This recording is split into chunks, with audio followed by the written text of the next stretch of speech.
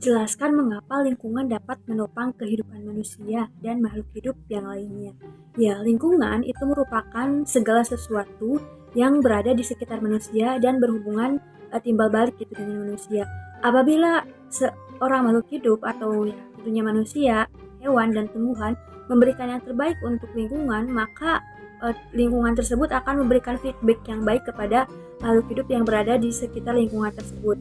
Nah, lingkungan hidup merupakan sistem kesatuan ruang antara makhluk hidup dan komponen biotik lainnya yang berada di dalamnya.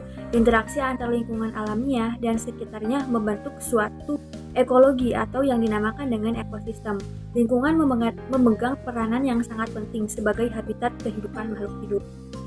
Semua komponen yang berada dalam lingkungan itu merupakan satu kesatuan yang tidak dapat dipisahkan. Makhluk hidup seperti tumbuhan, hewan, kemudian ya manusia itu tidak bisa dipisahkan dengan yang namanya lingkungan. Jadi oleh sebab itu ya lingkungan memegang peranan yang sangat penting dan sebagai membentuk untuk sistem kehidupan yang disebut dengan ekosistem, di mana ekosistem merupakan bagian utama dari lingkungan hidup dan sifatnya itu dinamis karena banyaknya komponen yang terlibat di dalamnya. Jika salah satu komponen tersebut berubah, maka sistem adaptasi di dalam lingkungan tersebut pun akan tidak stabil gitu keseimbangannya. Oleh sebab itu, untuk menjaga keseimbangan, ya tentunya manusia, hewan dan tumbuhan itu harus bersinergi dan perilaku manusia juga harus berhubungan dengan lingkungan dan harus menjaga lingkungan. Ekosistem merupakan pusat segala aktivitas yang menyediakan sumber makanan dan kebutuhan lainnya bagi makhluk hidup seperti hewan dan manusia yang berada di kawasan tersebut gitu. Jadi keseimbangan komponen di dalamnya harus dijaga dengan baik. Nah, keseimbangan lingkungan secara alami dapat berlangsung karena beberapa hal, di mana komponen-komponen yang terlibat antara aksi-reaksi, kemudian berperan sebagai sesuai kondisi keseimbangan dan pemindahan energi. Kemudian terjadinya juga adanya siklus biogeokimia. Nah, hal tersebut keseimbangan lingkungan dapat terjadi perubahan berupa pengurangan fungsi dari komponen atau hilangnya fungsi lain dan dapat menyebabkan putusnya mata rantai dalam suatu ekosistem tersebut. Jadi kemungkinan ya keseimbangan lingkungan akan berubah jika manusia dan hewan itu tidak ada feedbacknya gitu kepada lingkungan tersebut. Dan hal yang perlu dilakukan oleh manusia itu harus menjaga lingkungan, karena ya lingkungan memegang peranan yang sangat penting dan lingkungan juga suatu kesatuan yang tidak dipisahkan dalam hidup kita. Oleh sebab itu kita harus menjaga alam, otomatis alam pun akan menjaga kita.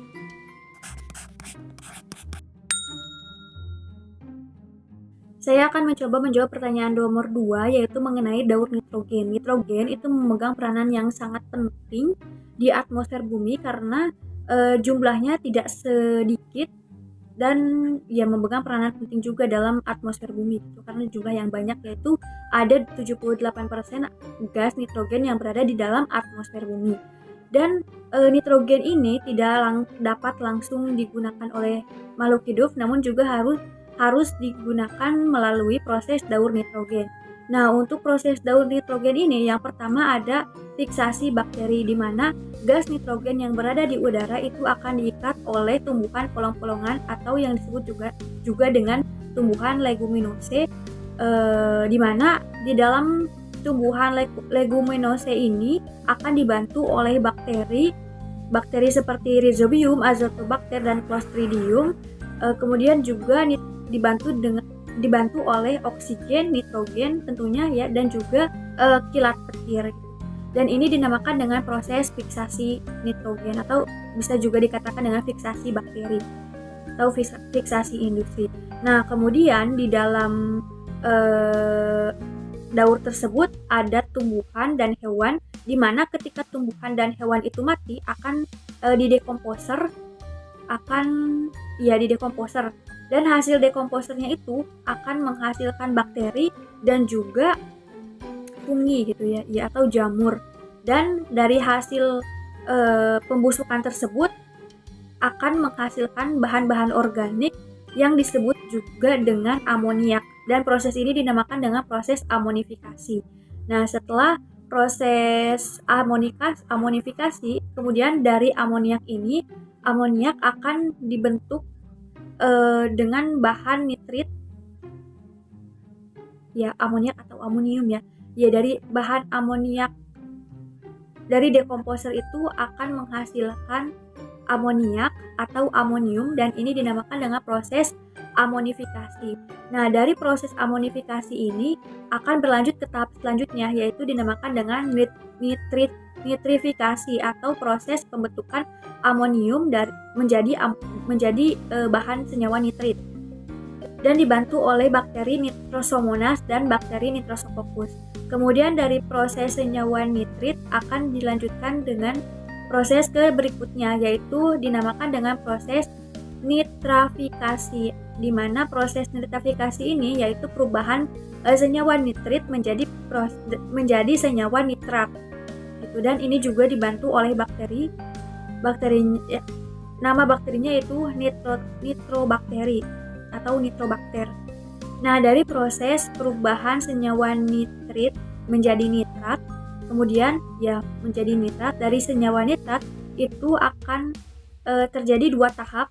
Yang pertama ada tahap asimilasi dan yang kedua ada tahap denitrifikasi, di mana tahap denitrifikasi ini akan langsung gas, yang dimana tahap denitrifikasi ini nitrat akan diurai kembali oleh bakteri, kemudian dari bakteri tersebut akan dikembalikan menjadi gas ke udara seperti pada awalnya.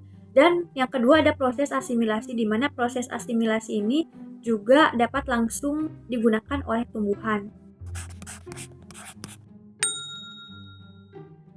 Saya akan mencoba menjawab pertanyaan nomor 3. Gambar tersebut merupakan suatu gambar piramida energi, di mana piramida energi itu merupakan piramida yang menggambarkan suatu perpindahan energi dari satu tingkatan trofik ke tingkatan trofik berikutnya yang terjadi di dalam ekosistem. Pada piramida energi terjadi penurunan sejumlah energi yang berturut-turut yang tersedia di tiap tingkatan trofiknya tersebut. Nah, berkurangnya energi yang berturut-turut itu terjadi karena beberapa faktor. Yang saya ketahui, faktor pertama karena sejumlah makanan yang dimakan oleh setiap tingkatan trofik itu hanya dimakan makanan yang tertentu saja. Kemudian yang kedua itu beberapa makanan yang dimakan tidak dikeluarkan, tidak dapat dicerna, dan kemudian tidak dapat dikeluarkan sehingga dapat menghasilkan sampah gitu, tidak dikeluarkan sebagai sampah. Jadi terjadinya penurunan dalam setiap tingkatan trofik. Nah, untuk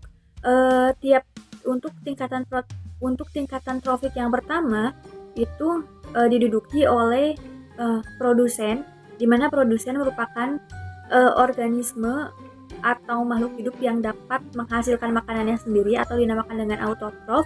Mereka memanfaatkan energi dari sumber energi yang tidak hidup gitu ya. Contohnya seperti tumbuhan yang melakukan fotosintesis, di mana mereka memanfaatkan sumber energi cahaya yaitu matahari sebagai penghasil makanannya sendiri. Dan yang kedua, trofik yang kedua itu diduduki oleh konsumen primer dan umumnya diisi oleh sebagian besar herbivora. Jadi setelah mengisi energinya dari matahari, tumbuhan akan terus menghasilkan dan meneruskan energinya ke konsumen primer. Oke, kemudian ada trofik yang ketiga itu diduduki oleh konsumen sekunder yang umumnya disebut dengan karnivora. Konsumen sekunder merupakan organisme yang sangat bergantung pada adanya konsumen primer sebagai energi mereka agar dapat tetap hidup. Jadi adanya saling makan dan dimakan. Dan trofik yang terakhir itu terdapat konsumen tersier, di mana mereka di mana mereka merupakan tingkatan karnivora sekunder memakan konsumen primer dan sekunder. Tingkatan energi organisme ekosistem ini berakhir pada level ini. Jadi semakin tinggi tingkat trofitnya, maka energi yang dapat dihasilkan pun energi yang dapat didapatkan pun akan semakin kecil, dan sehingga dapat disimpulkan kalau tiap energi yang kecil ini dimiliki oleh konsumen tersier, dan yang paling besar itu dimiliki oleh produsen. Sehingga dapat disimpulkan dalam gambar itu 10 kilokalori jelas akan dihasilkan oleh tumbuhan karena tumbuhan melakukan makanannya sendiri, menghasilkan makanannya sendiri atau autotrof. Sedangkan dari konsumen trofik 3, 2 dan seterusnya itu merupakan heterotrofi. Jadi adanya peristiwa saling makan-memakan. Oleh sebab itu semakin tinggi tingkat trofitnya, maka energi yang didapat pun akan semakin sedikit.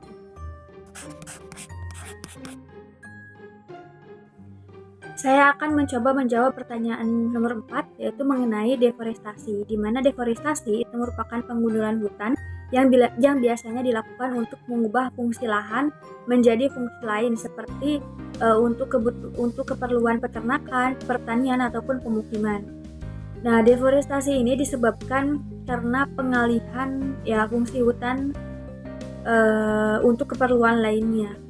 Penyebab utamanya adanya deforestasi adalah jumlah manusia yang semakin bertambah sehingga kebutuhan lahan untuk pemukiman, dan populasi manusia yang semakin meningkat juga terjadi permintaan terhadap pangan yang semakin tinggi. Hal tersebut juga terjadi penggunaan lahan untuk kebutuhan penghasil pangan, untuk memenuhi kebutuhan sumber pangannya manusia gitu. Contohnya seperti penggunaan lahan sebagai kebun kelapa sawit. Hal ini juga akan menyebabkan hilangnya tutupan lahan tersebut karena untuk memenuhi kebutuhan manusia yang semakin meningkat.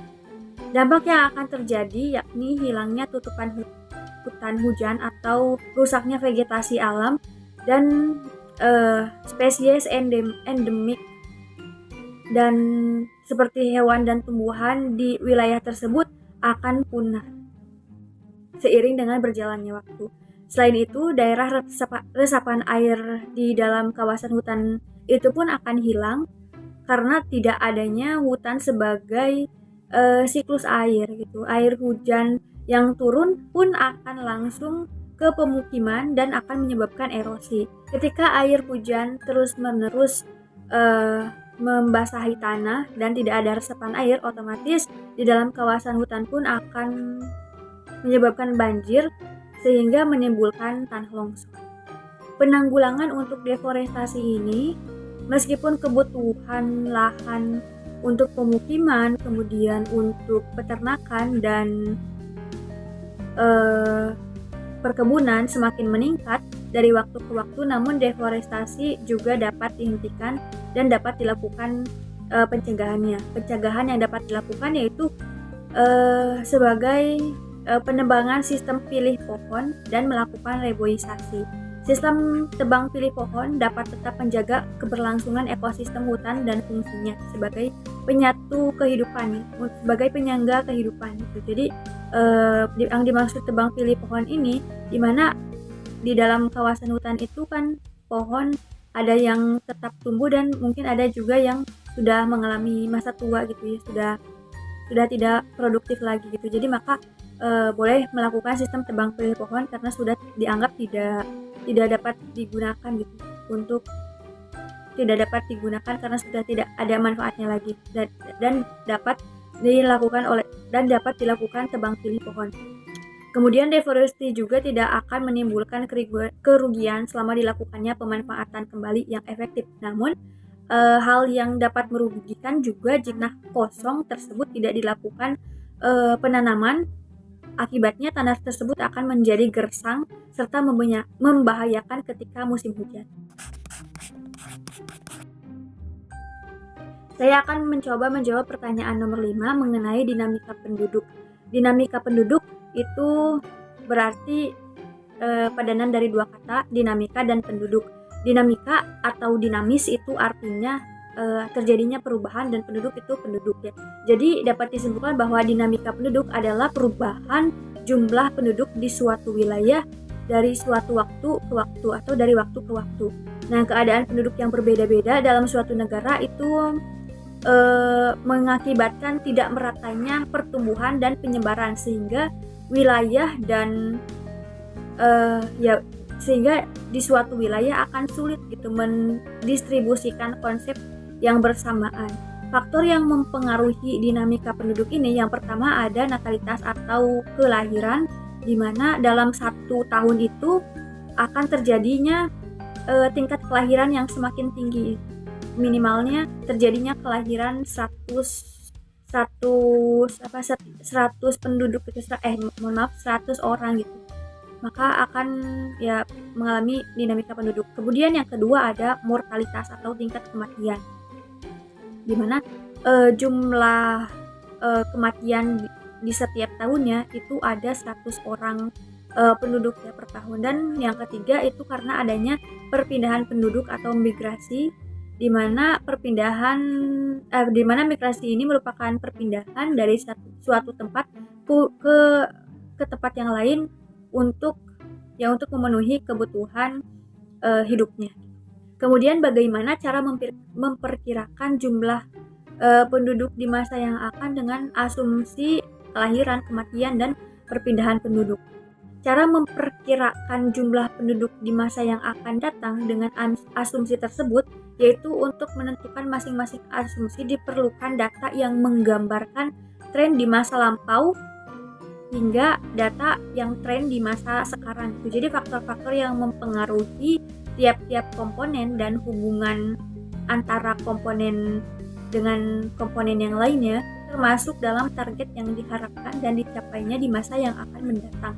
Jadi untuk berhubungan dengan natalitas, mortalitas, dan migrasi itu pertama dapat dijelaskan. Yang pertama untuk mortalitas atau tingkat kematian, di mana dapat diasumsikan bahwa ketika manusia ataupun di suatu populasi dan individu tersebut melakukan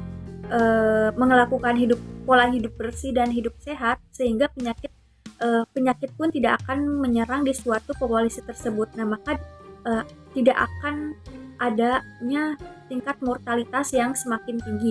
Begitupun dengan tingkat natalitas, di mana ketika individu di suatu populasi tersebut sudah menerapkan sistem KB atau keluarga berencana, maka tingkat kelahiran setiap tahun pun tidak akan membludak dan bisa dibatasi.